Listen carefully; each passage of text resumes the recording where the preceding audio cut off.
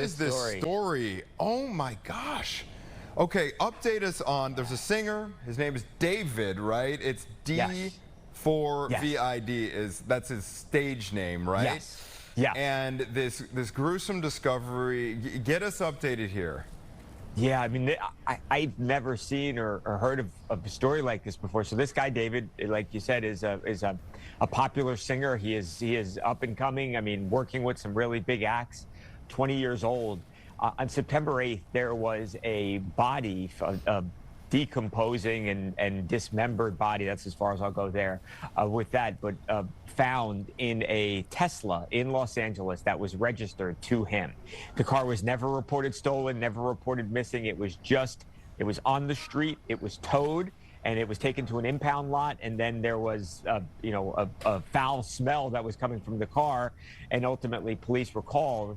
They find this body. They don't know even at that point if it's a male or a female. They know nothing.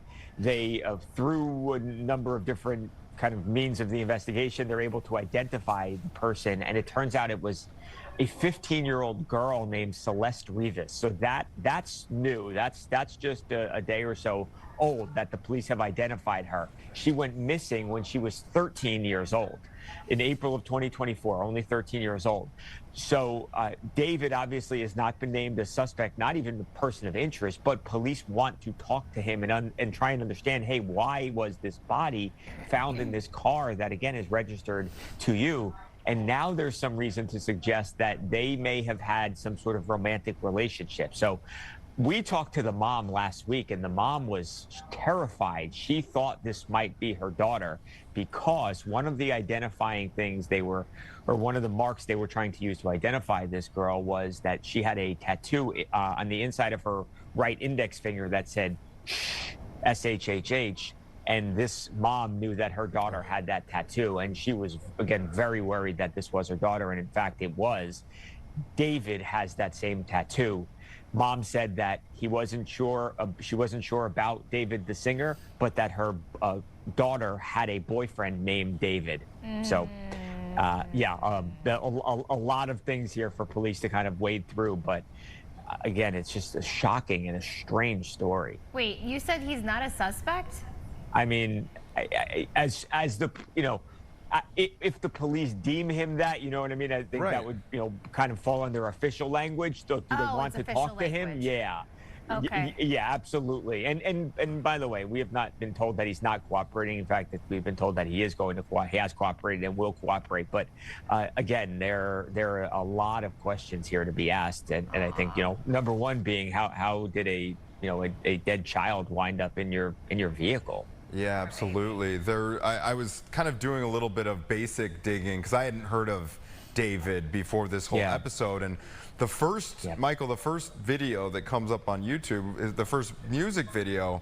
I believe it's called something along the lines of intimate homicide or something like that. And the comments, it's odd because the lyrics, in retrospect, I mean, the song was posted a couple years ago, but it's like everybody underneath there is commenting, this is the title of this that didn't age well. Like, I mean, it is eerie to watch, and even the girl depicted in the video itself has this strong resemblance with the victim here. Let me ask you this: I understand TMZ obtained some photos that are placing David near her home. Get us updated there. Yeah, and we're actually just a few minutes ago posted something else as well. Also has to do with photographs, but she lived about 70 or so miles outside of downtown Los Angeles. Well, there are images of David, and this is not a really popular place or a place where you might expect him to be,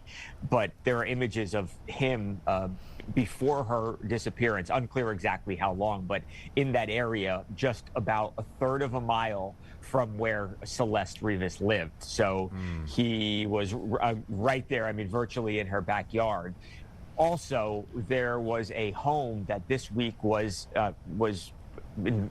raided, investigated, however you want to describe it, in Los Angeles by robbery homicide detectives, and there is reason to believe that David was actually staying at that house. He was definitely there before, because there are many images of him in that same house that was just investigated by the homicide detectives in LA. So he seems to be completely intertwined with this.